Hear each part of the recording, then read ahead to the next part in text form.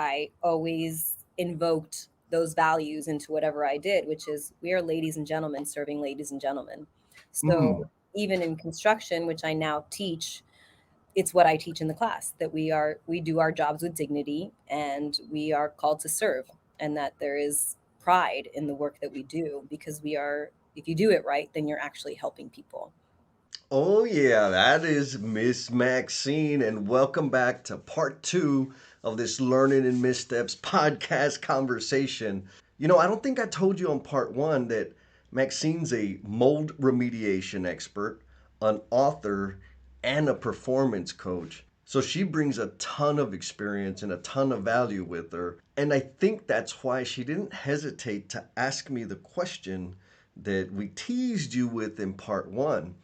And so here in part two, I go ahead and answer the question, which leads Maxine and I to a conversation around our thoughts on designing our best life and progressing from crawling to flying, which sounds a little wacko, and I'd love to hear your thoughts on it. My guess is some of y'all L&M family members are already flying, and if you're not, you're doing the crawling, you're doing the walking, you're doing the running, and getting ready to fly. But first, I want to give a shout out to my brother David Garcia. I connected with David on through the Omniverse on the TikTok. And David took the time out to drop me this. David, you may not know it. I don't know if I told you, but your message was a very reassuring, motivating message. And of course, I got to share it with the L&M family members. So here we go. David says, bro, your new journey is like helping people become better at internal PR. Except instead of helping people spin BS into gold, you're actually helping them see through their own BS at their gold. Because there are so many people who have so many valuable natural resources they can draw from due to their experience, but nobody taught us how the hell to mine our own minds.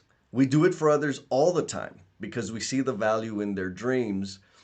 And David, brother, appreciate you. I wanted to share your message with the L&M family member because you nailed it, man. Everybody's got value in their own minds. So get out there, put some sweat in, and celebrate the value that you bring. And here we go to Miss Maxine.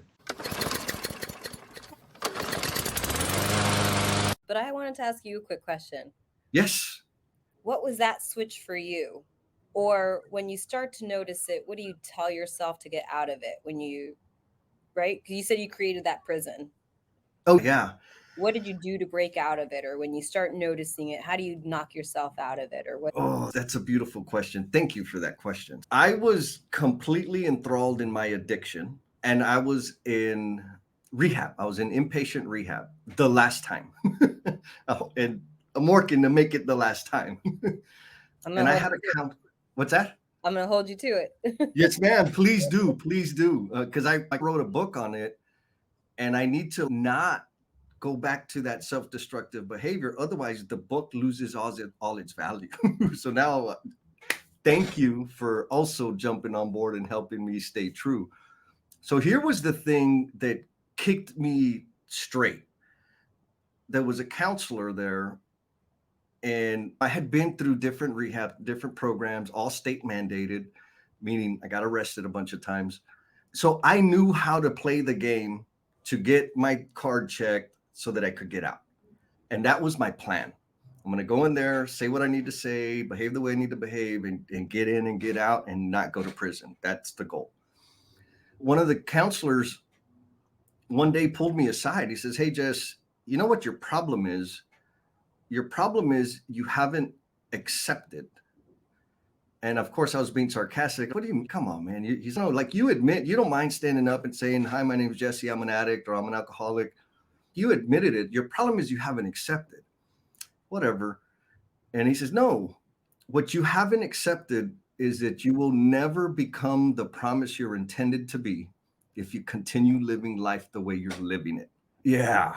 And I spent a lot of time thinking about what I felt in that moment. Because when he said, you'll never become the promise you're intended to be, I knew exactly what he was talking about. I knew the self betrayal that contributed to that. I knew all the moments that, even for a millisecond, I aspired to be something greater than anybody would imagine for me. And then I suffocate that out. Like all of that happened in that moment. And that was it. Okay. That's it. I need to become the promise I'm intended to be. And he didn't say, it's super important. He didn't say, if you continue drinking or you continue womanizing. He said, you continue living life the way you're living it. And so that was the thing, right? Is okay, how am I living life such that it's creating this prison that I'm in? And little by little, over the 7+ years now, I've been able to work it and chip away at it. And so to the second part of the question of like, how do I recognize the behaviors and say, no, let's keep going? When there's not a worn path, it's a new path that I'm discovering. There's no answers and there's no guarantees. And I just take the next rightest step. And what are the qualifiers of it being the next rightest step is, am I sharing my gifts and talents in service to others? Period. When I'm not sharing my gifts and talents because I'm intimidated or scared or it's something I've never done before, like all that fear stuff, I am not on my path. I will not become the promise I'm intended to be. And so it's okay. Is this going to be exciting? Check. Is this going to help somebody? Check. Do I need to know how to do it and do it perfectly the first time? No. Let's go, baby. Let's do the damn thing. And so that's the model. What do you think? Oh my God, thank you for sharing that. And I am so glad that clicked for you because you are clearly in your purpose. You are passionate now. So I'm glad Yes. it brought you here. Stay on. Likewise. Yes. So that brings me to you staying in your purpose. Purpose seems like an important thing for you.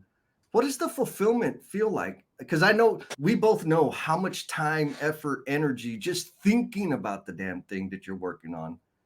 How much fulfillment do you get when you're in your purpose? It's the equivalent to a spiritual experience, right? Mm. To that sort of enlightening moment, that aha moment. And once you're in it, you almost raise your baseline of it. Yes. The first time you feel it, you're like, oh, wow, I'm giving back. I feel good. This is what it's about. And then all of a sudden, you get on the wheel, and then the wheel has legs, and then it has wings, and then you're flying, and you're like, oh my God, I'm flying. Why haven't I've had wings this whole time? What do you mean? That's what it feels like. It feels like Yes. in Oh, the I middle. love that because then you're flying and it's whoa. It's That not, I'm flying this whole time. Right. and damn it, I could have been flying all this time. I just wasn't. And why? Because of me. Well, that gets a little tricky. I never go back and regret those things, right? Because Mm-hmm. we wouldn't have found out we could fly had we not crawled. So I don't 100%. like to beat myself up or others for what we could have done. More importantly, now that we are flying, that we can soar. Yes, ma'am.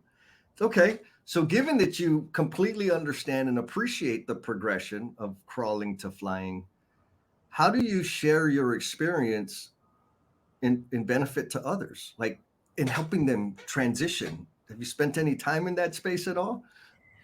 Yes. So it ties into your original question, which is the evolution of my career, Yeah. my Good. non-linear non-career. So I was in college, and then I was deciding whether or not to start medical school. I started my first company, which was called Swipes Love and Wipes. But during college, I worked for the Ritz-Carlton as a bartender, and I always invoked those values into whatever I did, which is we are ladies and gentlemen serving ladies and gentlemen.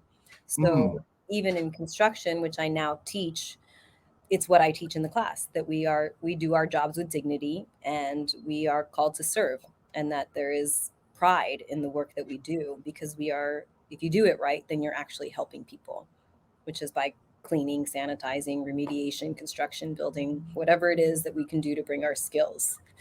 Yeah. So in that, I was very lucky that my one of my mentors, who is in the remediation industry, he put me through Strengths Finder. Mm. And the first, I don't know if you're familiar with it. Have you Yes. done that assessment? Oh yeah. The first time I did it, no surprise here, woo. I'm woo, positivity, self-assurance, adaptability, and relator, right? The first time I read that, I was like, how did this know? How did this know who I am?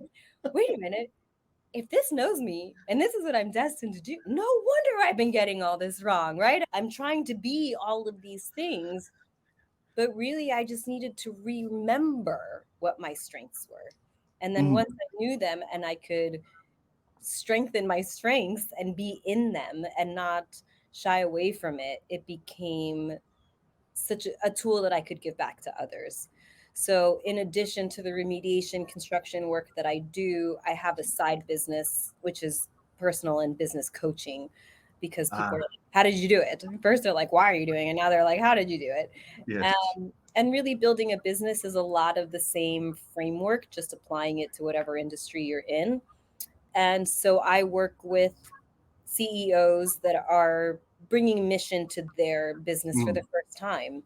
A lot of people went through the motions, right? They went to the best college, they married the best partner, they had the best kids, they sent them to the best schools, they opened up the best company, they made the best money.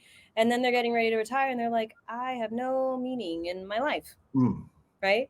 yes. And I've built this wonderful company, but it does nothing impactful. So now I get to work with them to rediscover their strengths and build a legacy of the work that they've done. Or if you're a new company starting up, I help build your team because Okay. I'm not going to hire somebody with my same strengths because I need somebody that complements my strengths. Because although I have strengths, I have a ton of weaknesses and things that I don't do. So I need to make sure that the people on my team can carry the weight that I don't.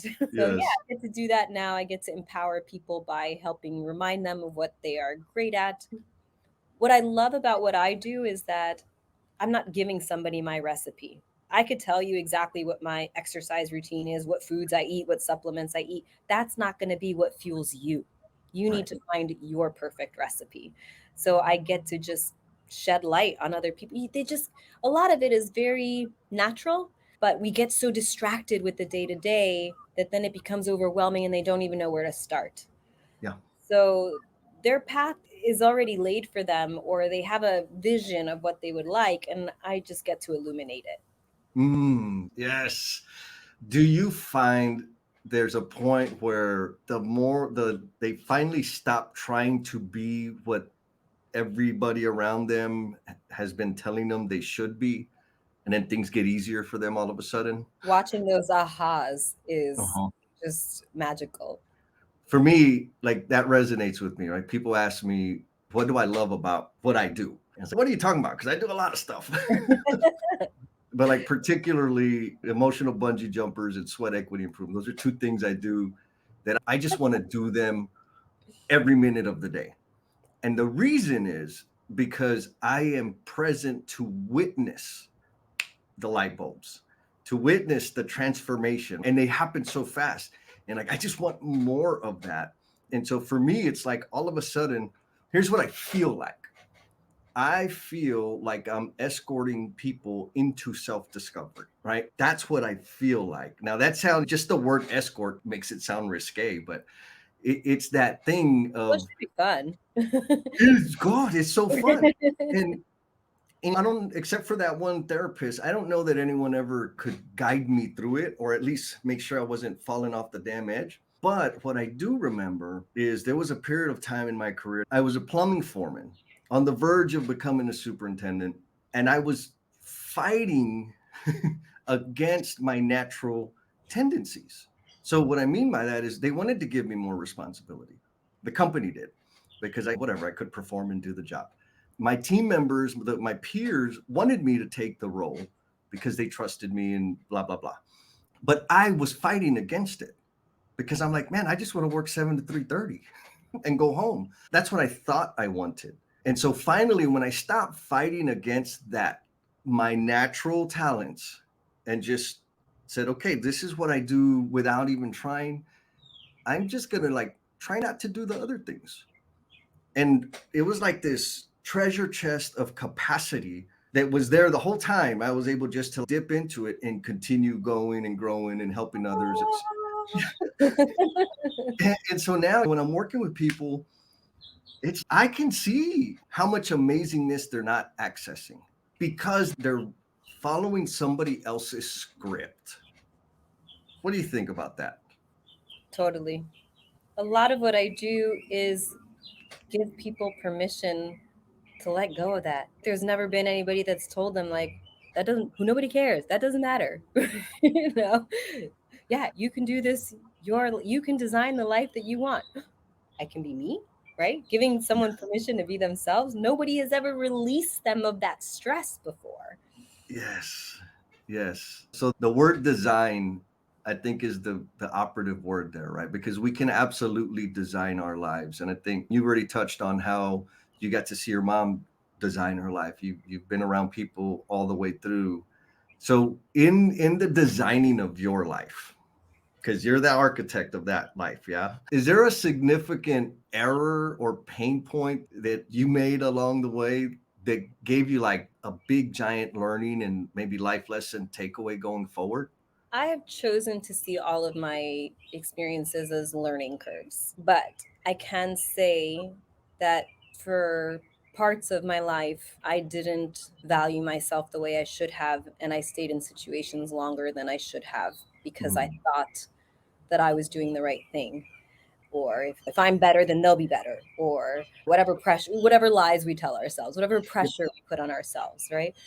And then I had a friend once say to me, I was in a relationship and it's like everything's so calm and everything's so nice and blah, blah, blah, blah. And my friend goes, did it ever occur to you that you're the one that brings the calm? And I was like, oh, that's right. I can take this with me. I'm out. Never mind. That's mine. Gotta go. Yeah, no.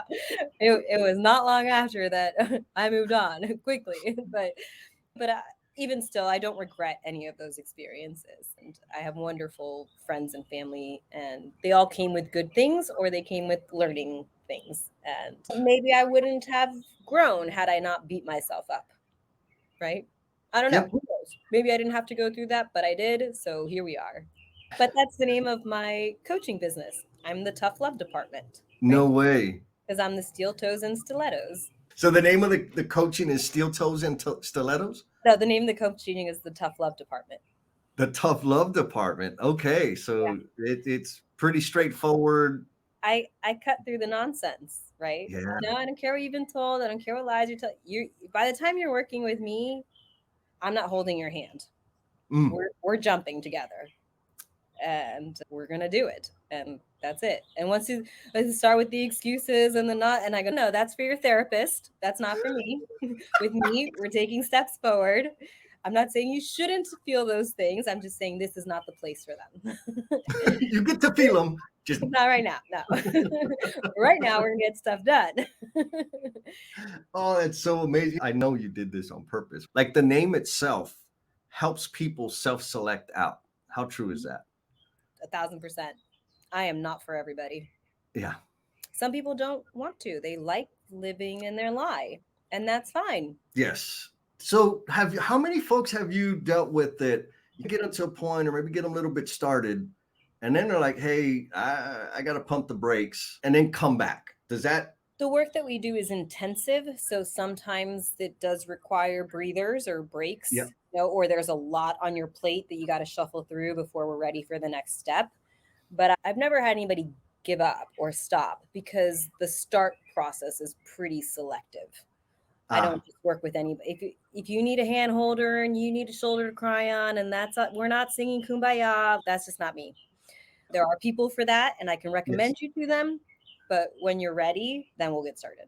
Yeah. So no, by the time they've come to me, they want to be actionable. There's people in my life that what I've been able to observe is they'll get to a point. One, they're like, "Man, you're just too intense." I'm like, "Yeah, I've heard that a few times. You may have heard it once or twice." And I've been called all sorts of things, Jesse. I bet, I bet, and so hey, I got you, and I understand where you're at, and you're gonna get off the train station here, and that's okay. When you're ready to get back on the train, there's another one coming.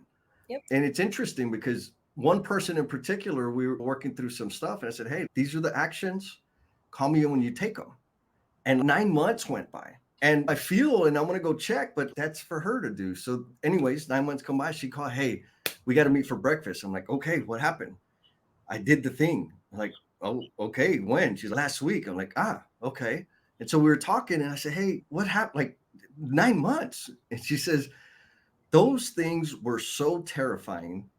And I had some other stuff, personal relationship stuff that was consuming my energy. Like I didn't have, it was just too big for me. And I'm like, okay. It's like, but I finally did it. And this was the outcome. And it was huge, right? Because of course, yeah, duh, it's going to make a difference. I'm like, okay, now here's the important part. And to the point you're making, like, there's no point in regretting anything. So for me, even in the darkest times, there's something to be learned. What can I learn from this experience right now? Is as embarrassing, shameful, whatever it can be. What am I learning? Period. The rest of the stuff, whatever, it's done. It's okay. Now that you've been here, looking back on what you actually experienced, would you wait that long again? She said, hell no. It was nothing like the doomsday scenario that she had painted in her head of taking those actions. It was nothing compared to that. It was a walk in the park. And I'm like, okay, I can almost pinky promise you that all the big decisions, the pain is not in the decision. The pain is in not making the decision. Like the one thing that brings me the most pain is sitting there running through the what ifs instead of just doing the damn thing. And I see you nodding your head, so you're like, yeah. I could have been flying this whole time. Exactly. What are these wings for? They're to fly, damn it, fly already. Yeah. Come on, let me Oh, show you. yes, yeah. Okay, so construction, what has it been like? What's your experience been like in the building a business in construction? Did you just decide, hey, construction looks interesting, I'm going to go do this thing? What was that trajectory like? Oh, I did a retail product launch called Swipes Love and Wipes. We sold an all natural, eco friendly adult wipe for before and after intimate moments. pH balance for the pink parts, biodegradable, compostable, and flushable, made in the USA. Can't tell you how many times I said that at trade shows. Yes. It became an order taking business, and it's a whole long story. But, anyways, basically within 24 hours, my friend had moved here from Michigan, and he was not used to the culture in South Florida, and he was a public adjuster. And he's like, you know how to build a business. I see all these contractors just doing whatever they want. I'm telling you, you can make a ton of money. And at the time, I was heartbroken and I was starting from scratch again. And I was like, man, I don't know anything about this. And he's, listen, it's not that hard. If it's wet, you dry it. If it's moldy, you tear it out. You show up on time, bill a fair price, and you'll never have to advertise. And he was Ooh, right. yeah. But I saw a lot of things during that time, which brought me to where I am now, which is there was a ton of fraud in the industry. There was undocumented and unprotected workers. And there was, again, that fork in the road where I could do things according to industry standards and make a ton of money and not sleep well with my conscience, or choose the route to get certified as an instructor, do things correctly, teach the standards to the industry, and raise the bar. I made a lot less money than he had promised, but I have longevity in the industry and now I'm one of the experts. Yeah. And this course that you teach, you mentioned teaching a couple times, which seems to be a thread. What is it that you teach? Mold remediation. I teach the Okay. sandblasting course. So I show contractors how to do it. Ah, very cool. And of course, relationships. Is there any value in relationships, Miss Maxine? What do you mean? The relationships you make with people out there in the industry. Oh, yes, of course. We're human, we're gregarious, right? We're community based beings. And it doesn't happen alone, right? There's nothing I've ever done that I've done alone. I've done with the help or the support or the collaboration of others. And even just now, I was at a conference in Vegas for remediation. And the most valuable thing that happened was the conversations that I had there, because I'm probably one of the youngest. I'm definitely one of the only women. Yeah. And to know that The industry experts are maybe in their 70s, and they are the rock stars of the industry, and they are the original scientists that back all of this. They're the ones that actually write the laws for states and write and do the science to back these industry guidelines. To know that as long as they've been in their careers, they are still passionate and excited and Wow. see the changes that are coming and the evolution of our industry, it just reignites what I do. Yeah. Because I don't know if you know this, but there's only 5 states in this country, in the USA, there's only 5 states that have mold licensing laws. Did not know Even in that. the state of Florida, there's a tenant law, like to protect tenants, and it talks about building code and that you have to have a safe building code to be habitable. Air quality is not a factor in whether or not a building is safe. Oh, wow. And now that's in this country. There's basically no other country, and if there are, I don't know which ones there are, that have mold licensing laws. So if you're traveling and staying in hotels, chances are most of them have some kind of mold, and they don't Just have what it is. regulations to do anything about it. Yeah. And if they don't have to, they won't, right? And Like if they that. don't have to, they won't. I mean, there are some high value people that will do the right thing, but they are few and far between. That is so true. So you have this business, you're teaching, coaching, and you have this other passion of having a global workforce. Now, that's a lot. And I'm sure you do all kinds of other things, right? Like self care, fitness, adventurous things. You talked about free diving. What footprint do you want to leave on the world? I'll leave no trace, right? Like it never happened. I just hope to live my life to inspire others to live their best life. And if I can help other people actualize in their purpose. It was something you said at the beginning, like, how do you convince others of that? I think that's the point of it, is that there are no others. We are one, Mm. right? Mm. So if I'm empowering them, I'm empowering myself. And then that becomes the ripple effect. Yes, And if we can, one ripple at a time, raise our collective consciousness, then I will have done my best. that's amazing. Yeah, it's like reciprocal propulsion.